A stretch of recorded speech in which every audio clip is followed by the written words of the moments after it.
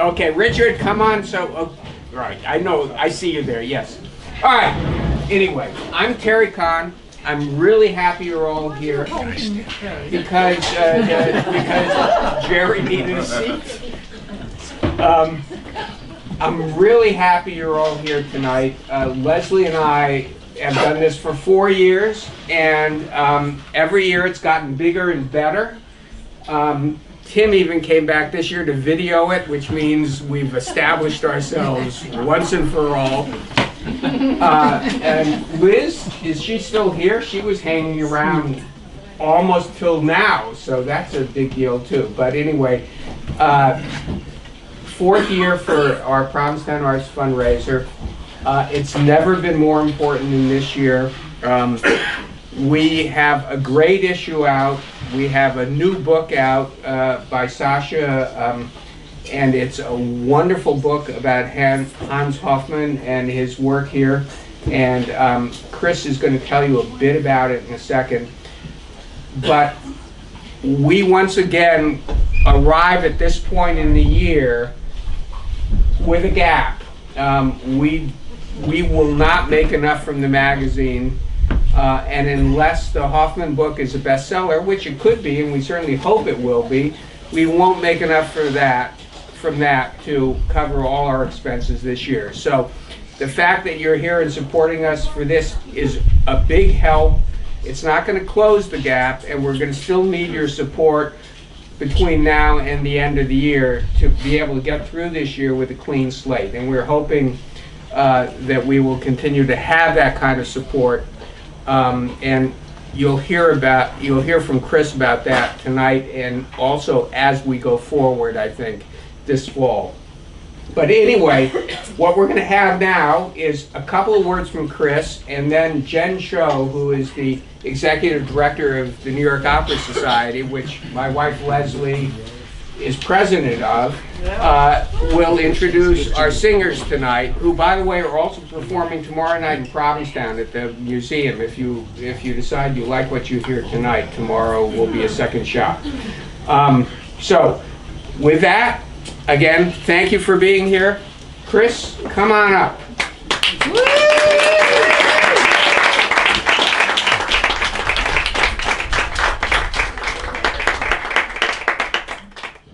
So this is a changing of the guard. I used to put in... Is that a proposition? the chord for Jack Kahn when this guy was a munchkin. I mean, Leslie doesn't like it when I say that, but there was a period where you were not as intelligent and capable as you are now. All I have to say is that we've done this magazine for 33 years. It's going along. Most people that go into publishing are wealthy, and I've learned that I've learned what Walt Whitman taught Mark Twain. Walt Whitman had a little money, Mark Twain had a lot of money, and as one of the biographers, Justin Kaplan, said, there's a big difference between no money and a little money, and a little money and a lot of money. And so you could see how a poet could become a great poet with very little money. And I feel we've published a great magazine on a shoestring for 33 years. Now, Terry has brought in the sophistication of people that understand corporate bank accounts and all the stuff that you need to balance your in and out stuff. But I had a different idea. We're a nonprofit organization. We're not trying to make money, but we are trying to value the life of the artist. And I grew up in the art world. I was born in New York City, and my father, Peter Busa, was a pretty prominent character down there. Jackson Pollock was best man at my parents' wedding. It's in the history books. My father never told me about Pollock falling down with a ring clutched between his hand and had to be pried out of his fingers. But nevertheless, I understood, and there was a sad moment when my father was teaching at Cooper Union in New York, And Jackson Pollock came in to his class and he said, "Hey Pete, I need a job." And my father was crushed that here is a great artist that couldn't find employment teaching art.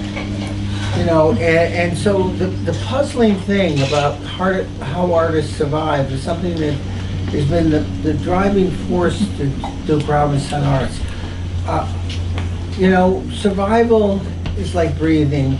As Duchamp said, he likes to breathe better than work. So breathing is fine. We're going to keep breathing, and we're going to go on. But we have already chosen our cover figures for next year. We've really got a powerful engine in the works, but there's a bit of an unknown with Terry passing. I want to conclude by saying that Terry, there have been certain people that have helped the magazine enormously. Margaret Bergman was one for 6 years. She helped us as we became a nonprofit. In the beginning was this guy, Ray Ellman, who was my original partner. We started the magazine as a subchapter S corporation, and then it became a nonprofit.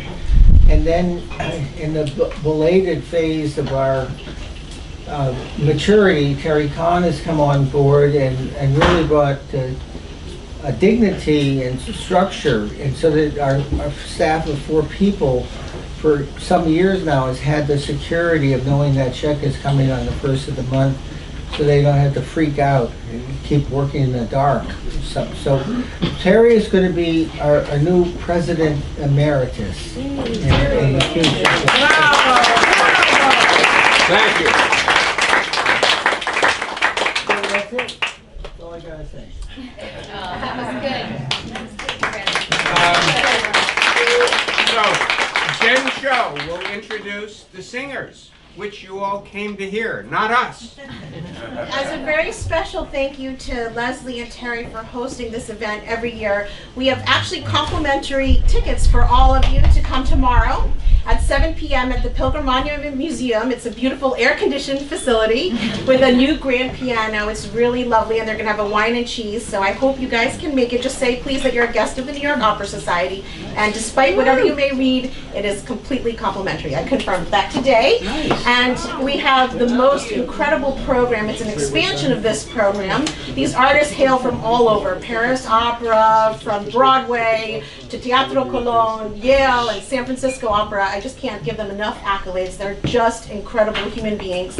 And we also have a fabulous Broadway director, choreographer, Barry McNabb.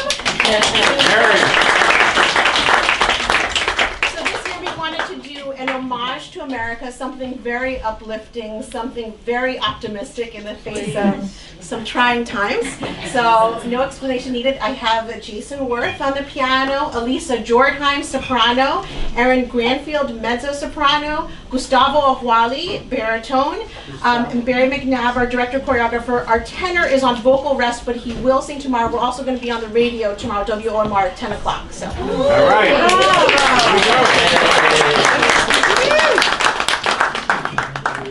Can I say something about Gustavo?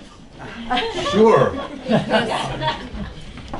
Gustavo, I can't remember how many years ago, but Gustavo sang at my wedding to Terry, and everyone said what an amazing performance he gave, except I was in tears the whole time, so I have no idea. Thank you. I remember.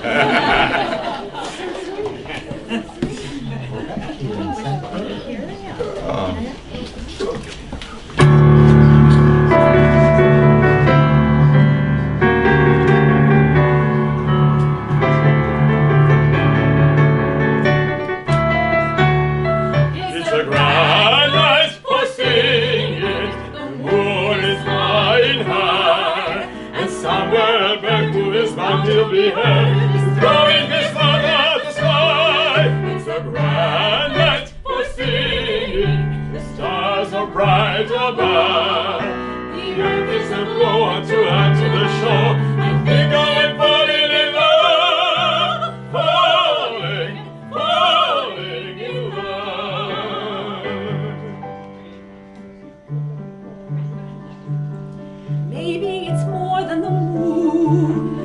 Maybe it's more than the bird. Maybe it's more than the sight of the night in a light too lovely for words. Maybe it's more than the earth shining in silvery blue. Maybe the reason I'm feeling this way has something to do with you. It's a grand night for singing. The moon is flying high, and somewhere where the stars to be heard is blowing the spark out the sky. It's a grand night for singing. The stars are bright above. The earth is aglow unto the shore. I think I am falling in love. Falling, falling, falling.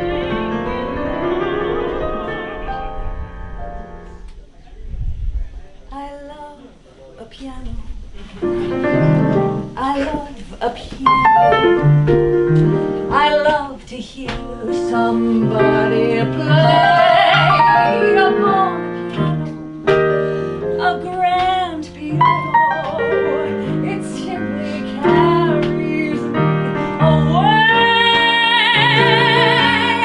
I know a fine way to treat a starway. I love to run my fingers over the keys, the ivories, and with the pedal I love to meddle, and music not just from Broadway. I'm so delighted if I'm invited to hear a long-haired genius play. So you can keep your fiddle and your bow. Give me a Piano. Ice cream, he brought me ice cream, vanilla ice cream. Imagine that. Ice cream, and for the first time we were together without a spat. Friendly, he was so friendly. That isn't like him. I'm simply stunned. Will wonders never cease? Will wonders never cease? It's been a most peculiar day. Last night I was so nasty. Well, he deserved it. But even so, that George is not like this George. This is a new George that I don't know. Somehow it all reminds me of Dr. Jekyll and Mr. Hyde. For right before my eyes, a man that I despise has turned into a man I like.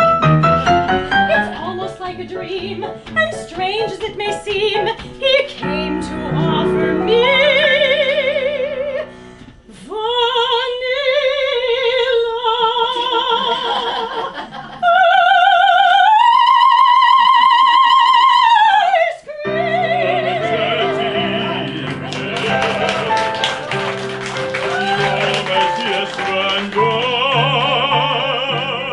You may see a stranger across the crowded room, and somehow you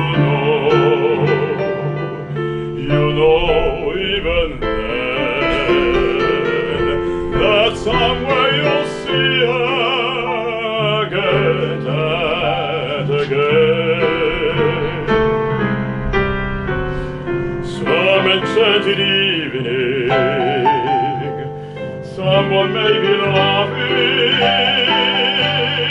You may hear her laughing across a crowded room.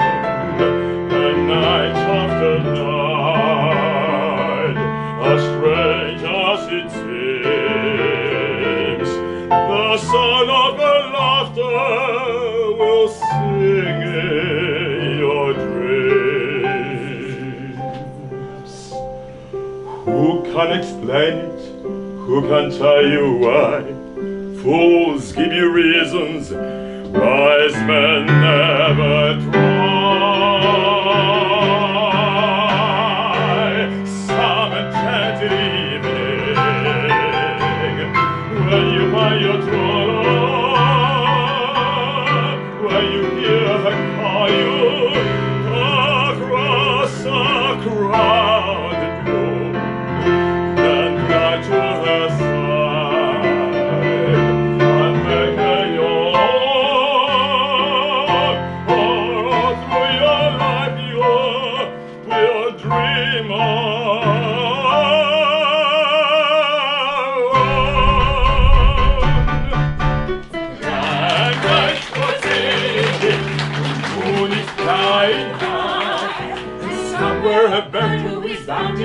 air. He's throwing his heart at the sky. It's a grand night for singing. The stars are bright above. The earth is aglow and to the shore. I think of it falling in love. Falling, falling. Falling, falling, Falling, falling in love.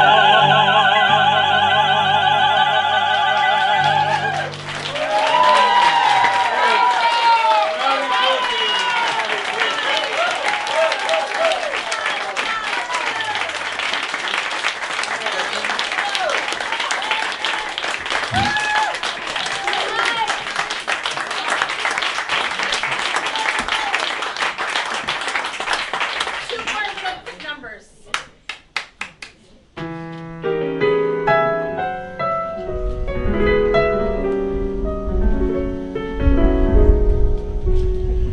We have an old-fashioned wedding, blessed in the good old-fashioned way.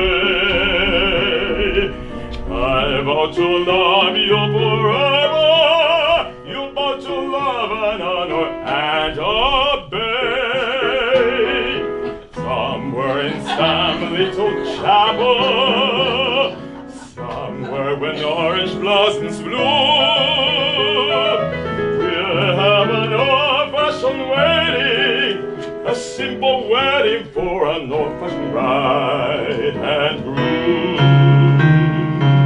I want a wedding in a big church with bridesmaids and flower girls, a lot of ushers in tailcoats, reporters and photographers, a ceremony by a bishop who will tie the knot and say, do you agree to love and honor, yes, but not obey?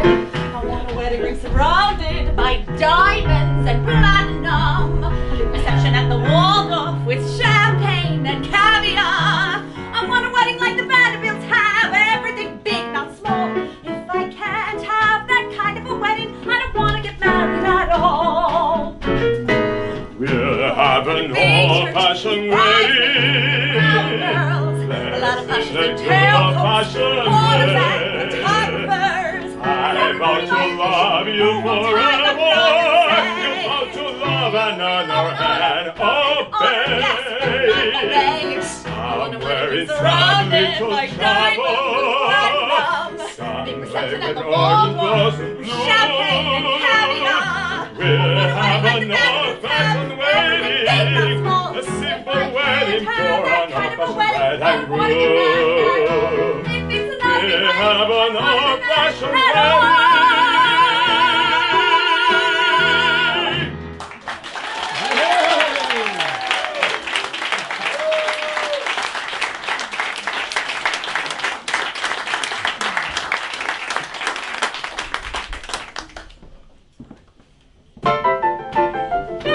Bed, I couldn't go to bed. My head's too light to try to set it down.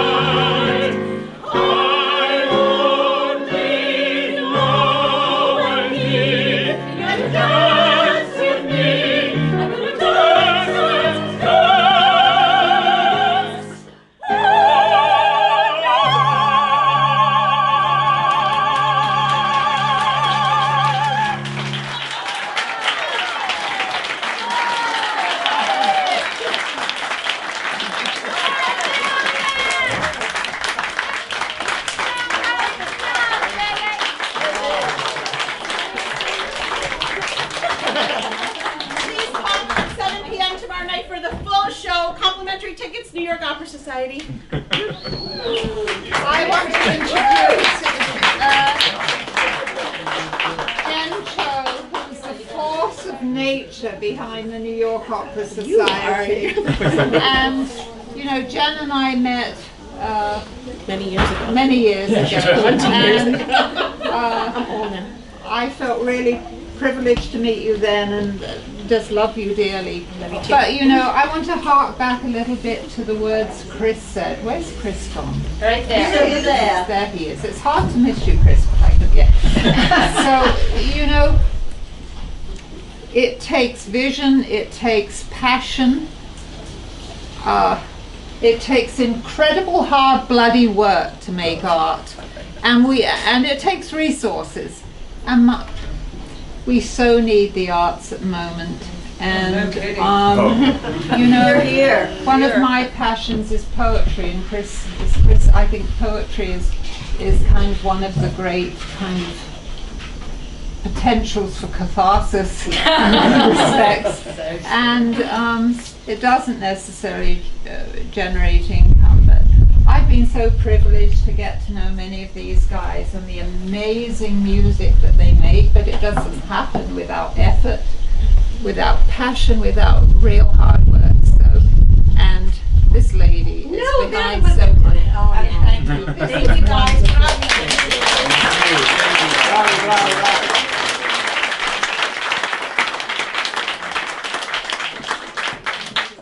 And there's parking there too, which is nice. Parking and air conditioning. So, and this